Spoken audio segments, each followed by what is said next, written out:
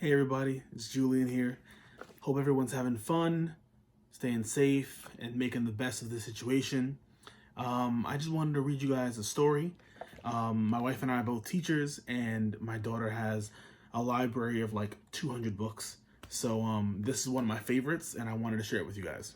So it's actually called Edward the Emu, and it is by Sheena Knowles, and the illustrations are by Rod Clement.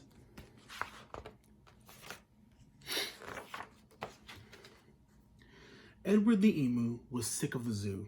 There was nowhere to go, there was nothing to do. And compared to the seals that lived right next door, well, being an emu was frankly a bore.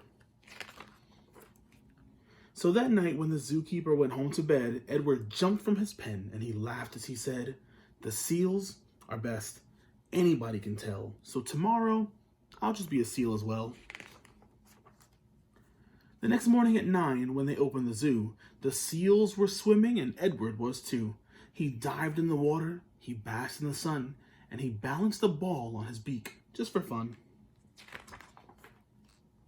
While Edward was really enjoying the day, till he overheard someone behind the fence say, "The seals are always amusing, it's true, but the lion's the best thing to see at the zoo." So that night, when the zookeeper went home to bed, Edward jumped from the pool and he smiled as he said, "The lion's the best. Anybody can tell. So tomorrow, I'll just be a lion as well." The next morning at 9, when they opened the zoo, the lions were roaring and Edward was too.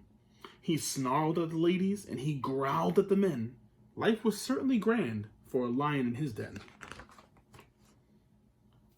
Well, Edward was having a wonderful day, till a man in the crowd had the gumption to say, "The lion's a beast I shall always detest. The snakes are the things that I like to see best." So that night when the zookeeper went home to bed, Edward crept from the cage and he grinned as he said, "If the snakes are the best things, and that's what they say, then tomorrow I'll be a snake for the day." Well, the next morning at 9, when they opened the zoo, the snakes were all hissing and Edward was too. He slipped round the rocks. It was magic to see. Then he curled himself casually up round the tree. Well, Edward was just warming up for the day when he overheard one of the visitors say, "The snakes are impressive. I know that it's true, but the emu's by far the best thing at the zoo." "The emus?" gasped Edward. "My goodness, that's me. I'm the thing that gentleman most likes to see. Not the seals, the lions, the snakes, and the rest. It's Edward the emu he likes to see best." So that night, when the zookeeper went home to bed, Edward slipped from the cage and he laughed as he said, "If the emu's the best, that's easy then. Tomorrow, I'm Edward the emu again."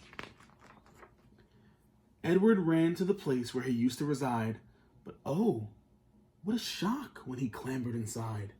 He found himself suddenly come face to face with the emu they'd brought in to take Edward's place. The emus considered each other a while. Then the new emu said with a shy little smile, "Hello, I'm Edwina. It's nice meeting you.